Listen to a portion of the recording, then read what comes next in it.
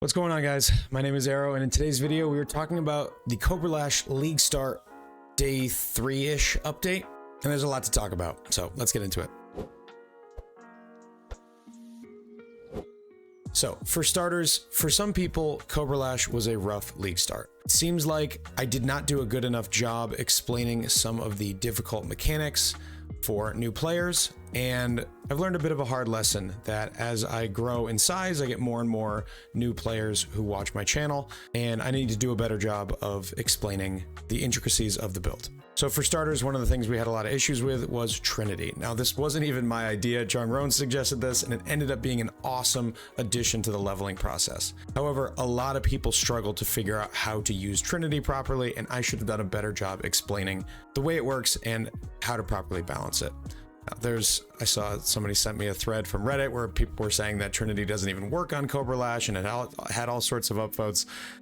And the truth is, you just need to balance your elemental damage. And if you have no elemental damage and your highest hit is chaos, then Trinity does not work. I didn't even know that was a thing because it was so easy to get flat added elemental damage that my chaos never was even close to being higher than my elemental. So if you're still leveling this build, make sure that you have flat elemental damage of multiple types that can alternate being the highest hit. So if you look at your tooltip and your highest lightning hit is 300 and the lowest is 100, make sure that you have fire or cold that also hits in that range, so you're alternating the highest elemental hit. That can be done with heralds, auras like wrath or anger, and getting flat damage on your claws, including crafts. So the elephant in the room, the single target of this build has struggled mightily against the league mechanic. Now, I don't think I'm the only person. Someone sent me a clip of MP fighting a tier 16 boss with a 6-man full curse bot aura bot, and it took them about 40 seconds to kill the boss. I pretty much just don't recommend doing the league mechanic until you have better gear. I don't find it to be super profitable on just regular Alkengo maps. And I'm just right now doing legions and expeditions, and I'm not even running the league mechanic, and I'm making okay money.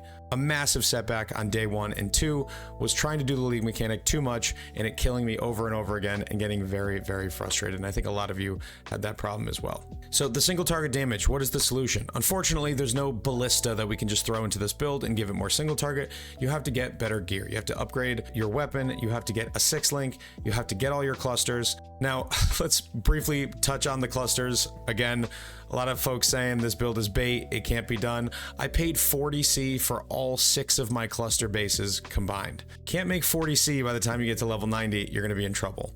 I also crafted most of them, all but one, with the alterations that I picked up off the ground. I had to buy another 150 alterations or so to finish the last Fan of Blades, but that's 10 Chaos Orbs. The follow-throughs were super easy to craft. I hit a couple of them very quickly. A couple of them took a little bit more, but all in all, it was maybe 500 alterations and 50C total. I grabbed a Covenant when it was 95 Chaos, which was pretty cheap. It seems like they've gone up a little bit since then. It's a great transition chest until you get to the double influenced endgame chest. So I recommend grabbing a Covenant. I am actually still running a 5-link Covenant because I'm afraid to try to 6-link it, but that is a huge boost to single target damage. Another upgrade you can make, get Rage and Berserk into your build. Rage can be gotten from the glove implicit, Rage on hit. Once you get that, you are going to be going faster, you're going to be doing more damage, you're going to be attacking faster. The faster we attack, the more wither stacks we apply, and the more life gain on hit that we get back.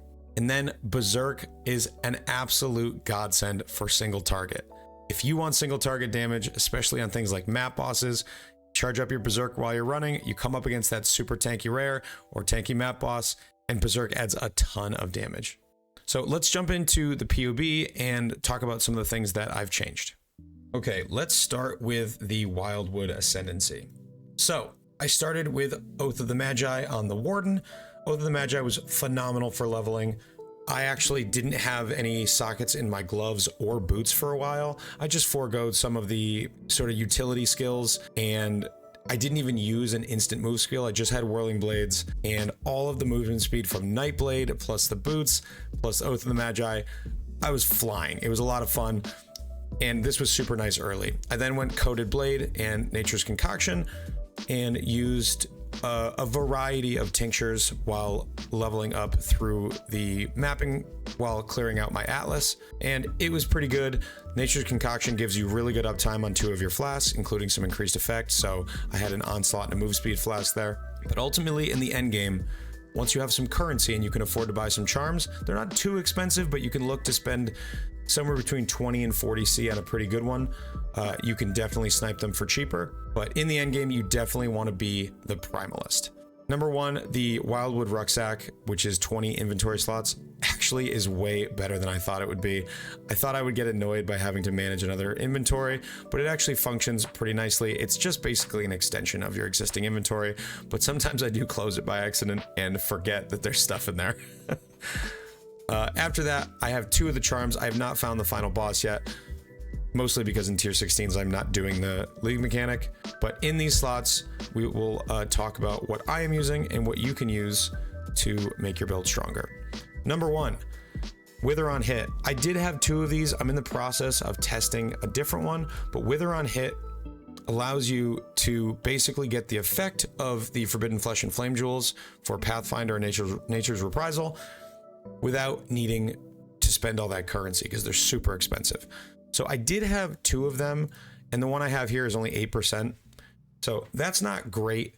However, I am now using returning projectiles in order to boost that number up. This effectively becomes 16% per attack because we're hitting 9 times per second. And with return projectiles on single targets, you're just about hitting 100% of the time returns. So I'd like to get this number higher. This goes up to 15. And I did have, like I said, I did have 2, but I'm currently testing out this one. The flat crit chance is pretty nice. We were at 95% chance to crit, which feels really, really good. And also you take no damage from extra crits while elusive. I'm finding that crits are a lot of the reason that I'm dying. When I juice up a map and give enemies big crits, I take 1-shots and I die.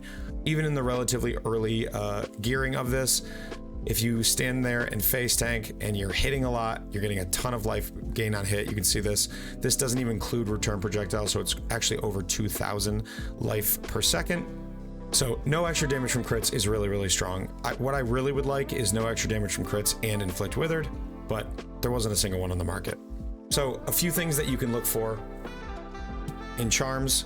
You can get spell suppress. Instant leech is really nice. Power charge on crit is really nice if you don't have wind up. That way you don't have to use the tornado setup. Wither on hit is probably best in slot. Spell suppression is really nice. There are a number that are really good. What you want to do is you want to try to solve problems in your build with these charms. For example, something that I'm looking to do when I get the 3rd slot is get instant leech, so then I can drop this 3-point wheel here. I already have attack damage leech from Blood Rage. I already have mana leech from Fuel the Fight. So all I'm getting from these 3 points is 4 life per hit and instant leech. If I can get instant leech on a charm, I can drop all 3 of these points and put them somewhere else. I did go get wind up, so I no longer need the tornado setup. I haven't even changed my gems yet because I just upgraded to this morning, but I'll include my POB in the description so you can see what gear I'm using, but do not, please do not just copy the gear I have. You need to pay attention to the problems that you're having and try to solve those problems specifically. So at the end of the day, I did get a little bit frustrated on day 1 and 2, having people come into my chat and say ZDPS. And ultimately looking back, if I would have known how difficult the league mechanic was going to be, I would not have started with Cobra Lash. I thought it was going to be a mapping league, and it turns out you pretty much need to have a boss killer in order to kill a lot of these juiced up mobs. So my apologies to folks who started Cobra Lash and did not have a good time.